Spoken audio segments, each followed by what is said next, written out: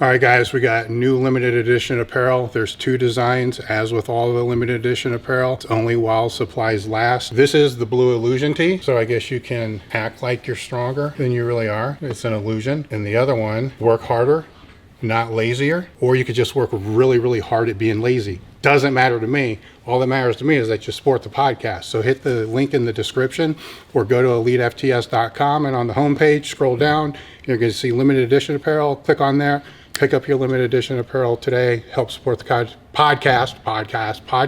Thank you. Folks, Aram Grigorian here, and just going to address a couple of things that I think can really help with back training, and I think lats, mid-back, rhomboids, straps in general. I think it sometimes is a very overcomplicated muscle group, and there's a lot of debate about it. And I'm just going to tell you my 2 cents about it. I'm going to keep it real simple. So very simply, here we have a seated row, chest supported.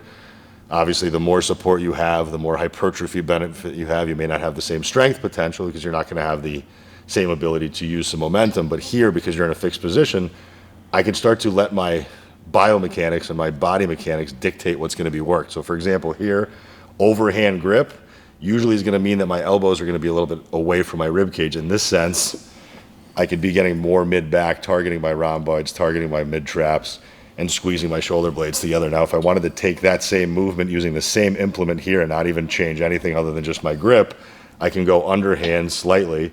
I can start to get my elbows tighter to my body, and I can start to stimulate more lats as I'm doing the same rowing movement, but because I'm changing my angles, I'm going to be able to get something different out of it. Now, it just depends on what your goal is. If I want to, create a less deficit in my mid-back because I think my mid-back needs more work, cool, I'm going to emphasize this. I can go single hand, and I can do a brace. So now because I'm braced here, I have more force and more strength potential, so I can handle a bit of a greater load, and I'm still being able to keep that mechanics in check and be able to actually get everything in line. Now, with lat training in general, I believe, and this is my belief only, and it's not backed by science, it's just my anecdotal evidence over the years, I believe lat training, unilateral, 1 arm at a time, is better because you have a little bit of a better focus and a better squeeze on the lat.